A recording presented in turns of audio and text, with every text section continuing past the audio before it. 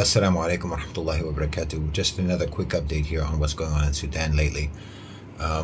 They agreed to a ceasefire over the Eid. It doesn't seem to have been adhered to, as there continues to be shooting and fighting and clashes throughout the weekend.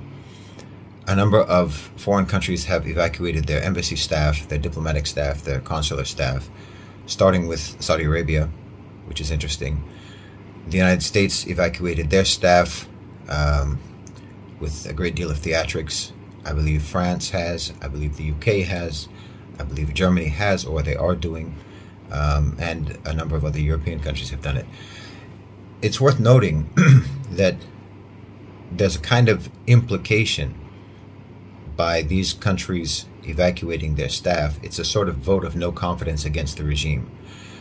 And it's a kind of assignment of blame for the conflict on both sides, rather than putting the blame squarely on the RSF, which is kind of telling from a narrative point of view, because obviously the RSF is to blame. The RSF is the one who is actually revolting against the government and trying to overthrow the government. Normally you would condemn the people who have initiated the aggression and the hostilities, rather than saying, like, for example, there was a statement by Joe Biden, something about all belligerents should de-escalate, or all belligerents should cease the fighting and have a ceasefire.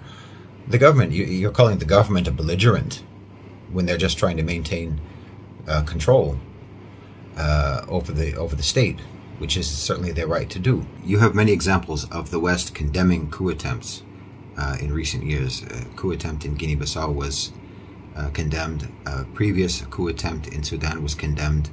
A coup attempt in Gambia was condemned. On and on. The normal response to an attempted coup is to condemn the people who plotted it and who tried to carry it out. But in this case, that's not really what we're seeing. We're seeing them say all belligerents, including apparently the government, should calm down and restore order.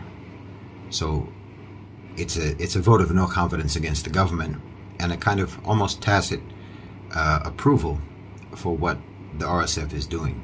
It's telling that they are not assigning blame where it obviously belongs, and that they are pulling out their staff, showing that we don't have confidence that the government is going to win this. We don't have confidence that the government can restore order, which sends a signal that they're not really taking the side of the government in this issue, and leaving room for the RSF to be supported, and leaving room for the RSF to actually ultimately take control of the government.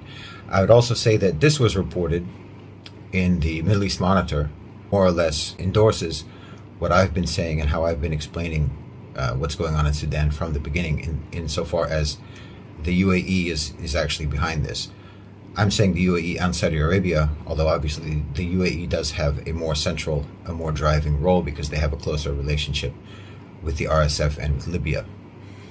But they work in conjunction with Saudi Arabia, and Saudi Arabia is a more powerful country. It's a more important country. So I believe obviously that Saudi Arabia was involved in this as well, and that will probably come out over time.